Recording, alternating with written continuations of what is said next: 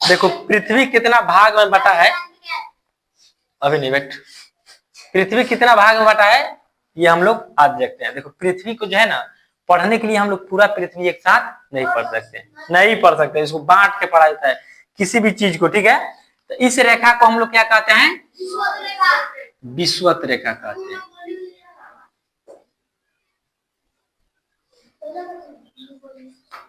ठीक है, इस रेखा को हम लोग क्या कहते हैं, मकर रेखा, नहीं कर्क रेखा, इसको मकर रेखा, ये इसको क्या कहते हैं, कर्क रेखा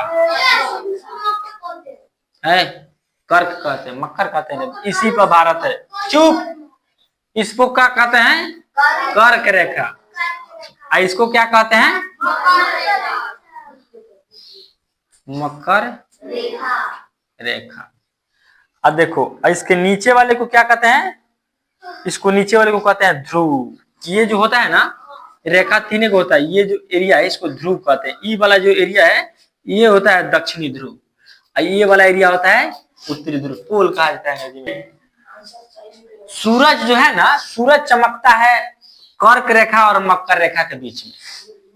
सूरज कहाँ कहाँ चमकता है, कर्क और मकर रेखा के बीच में चमकता है। यानी समझो सूरज का ये गोला है, एक सूरज का ये गोला, ये दौड़ के यहाँ जाएगा और यहाँ जाएगा, ठीक है, कभी आएगा और कभी जाएगा, कभी जाएगा और कभी आएगा। लेकिन सूरज जो है इसी के बीच में क्या होता है। अब बताओ सूरज जाएगा आएगा इसी के बीच में रहेगा तो सबसे ज्यादा गर्मी इस वाला और इस वाला एरिया में होगा। यहाँ सूरज आके चमक जाता है, ठीक है, उधर झांक के चमकता है, यानी यहाँ के झांकता है इधर, फिर यहाँ के इधर झांकता है, इधर जाता नहीं है। इस वाला एरिया में सूरज जहां रहेगा तहां समझो वहां टेम्परेचर कितना रहेगा, वहां बहुत ज्यादा गर्मी होगा। तो जो एरिया गर्मी होता है उसको क्या कहते हैं, गर्मी पड़ता है उसको कहते हैं उष्ण कटिबंध। इस वाले एरिया को कहते हैं उष्ण कटिबंध।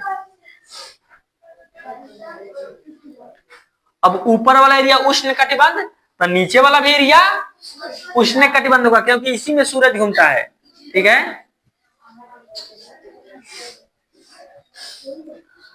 इधर समाज, अब देखो यहां आके झांकेगा, जैसे सूरज आके यहां झांकेगा चमकेगा तो इधर दिन हो जाएगा और गर्मी निकालने होने लगेगा, ठीक है, गर्मी इधर होने लगेगा। जैसे सूरज इधर आएगा तो इधर क्या हो जाएगा, ठंडा हो जाएगा, यानी गर्मी कम पड़ेगा।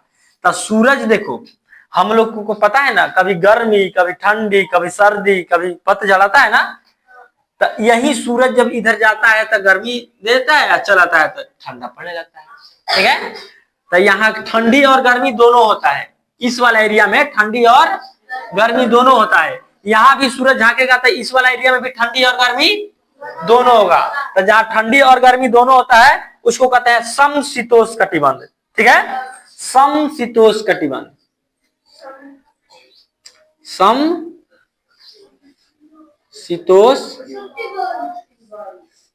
कटिबंध,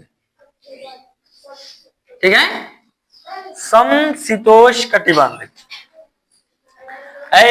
तो नीचे वाला भी एरिया क्या हो जाएगा, समशीतोष्ण कटिबंध, नीचे वाला भी एरिया समशीतोष्ण कटिबंध हो जाएगा। अब देखो यहाँ, अब तो सूरज का प्रकाश यहाँ से तिरछा पड़ रहा है, यहाँ आते आते इस वाला एरिया में जो है प्रकाश पहुंच भी नहीं करता है, यहाँ प्रकाश पहुंच भी नहीं करता है। जहां प्रकाश नहीं पहुंचेगा वहां क्या होगा, वहां रात रहेगा और ठंडा भी पड़ेगा, ठीक है।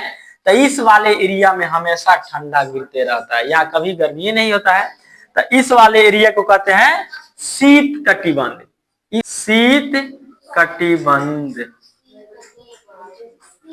शीत कटिबंध, शीत का मतलब होता है ठंडा, ठीक है। अब देखो कटिबंध समझ में आया, कौन कौन कटिबंध होता है, तीन को होता है, उष्ण कटिबंध, समशीतोष्ण कटिबंध और शीत कटिबंध। तुम सबसे पूछेंगे सबसे ज्यादा गर्मी किस कटिबंध में आता है, तो नहीं कहेगा उष्ण कटिबंध में। ठंडी और गर्मी कहाँ होता है, समशीतोष्ण कटिबंध में। ठंडी हमेशा ठंडी कहाँ पड़ता है, शीत कटिबंध में। अब बताओ ये तुम सबको समझ में आया कि नहीं आया, आया समझ में। अब देखो ठंडी गर्मी हमेशा ठंडा, क्यों ये होता रहता है, मौसम में परिवर्तन हो जाया है, हाँ, अब इसको अच्छा से क्या करना है, उतारना है। यही सूरज है जो बीच में क्या करता है, चमकता है। इस रेखा को याद करना है, इस रेखा को याद करना है। पूरे पृथ्वी के बीचों बीच एक रेखा खींचा गया, उस रेखा का नाम है विषुवत रेखा। उसके ऊपर वाला रेखा का नाम है कर्क रेखा, उसके नीचे वाला रेखा का नाम मकर रेखा। ये तीनों रेखा का नाम याद रखना है, ठीक है।